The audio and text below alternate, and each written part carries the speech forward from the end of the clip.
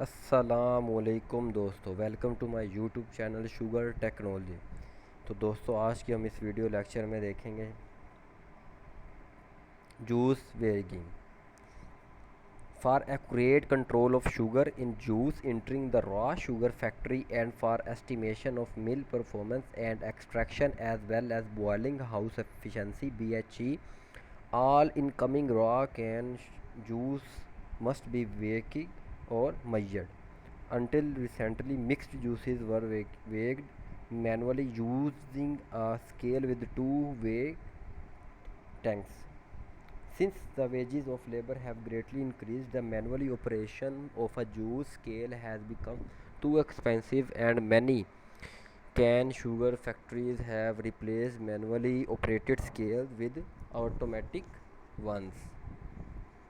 The raw juice can be measured with the flow meter instead of being weighed in a batch operation, but this method is not recommended. Flow meters are satisfactory for measuring water or clarified juice, but raw can juice carries a large and varying amount of suspended matter which will affect the accuracy of the flow meter. Liming. Liming station is one of the most important stations in a cane raw sugar factory. Without correct liming, good clarification cannot be expected. The importance of proper treatment of raw cane juices with milk of lime must be kept in mind when a sugar factory is designed or modified, and necessary capacity in liming tanks should be provided. The addition of milk of lime to the raw cane juice is a chemical treatment, and therefore the correct procedure of liming must be accurately followed. Raw cane juice is composed of a great number of organic and inorganic compounds, acids, salts, which can be found in varying amounts.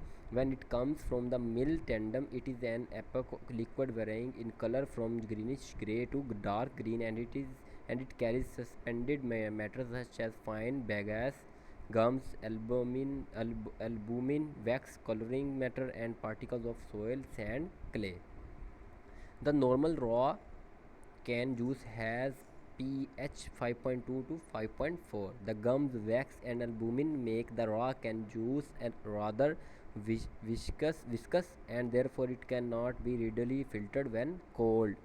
The addition of lime and heating cause many impurities in the juice to be coagulated and precipitated. At the same time, the acids are neutralized and the phosphates present are flocculated, absorbing a large amount of coloring matter, colloids, and other impurities. Usually, the lime is added to the raw cane juice in the form of milk of lime for better dispersion and quicker reaction. In preparing the milk of lime, it is more advantageous to use already prepared hydrated lime rather than to burn limestone and slake it at the factory. The lime must be carefully selected. It should contain over 95% of CaOH2 and not more than 1% MgO, and should be almost free from iron, aluminium oxides, and sand. The lime should be finely ground and passed through a 400 mesh lime which meets these specifications will be actually more economical to use than a cheaper grade of lime. Property preparation of milk of lime. All the lime will be in suspension, and when dispersed in the raw cane juice, it will react much faster with acids and compounds of the cane juice. In some sugar factories where scaling of evaporators is excessive, lime can be replaced partially or wholly by magnesium or compounds containing it. The pH of treated juice should not exceed 8 to 8.5 pH. The clarified juice, when treated with magnesium alone or partially, will have a smaller drop of pH than one when treated with lime alone.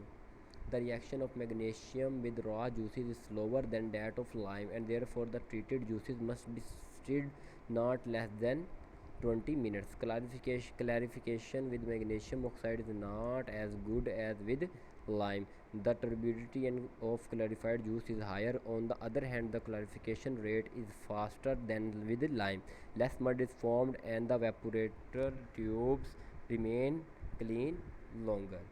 Preparation process जो हम अपनी इंशाल्लाह next video में देखेंगे। अब तक की video देखने के लिए शुक्रिया। चैनल को लाइक एंड सब्सक्राइब करना मत भूलिएगा। अल्लाह हाफिज़।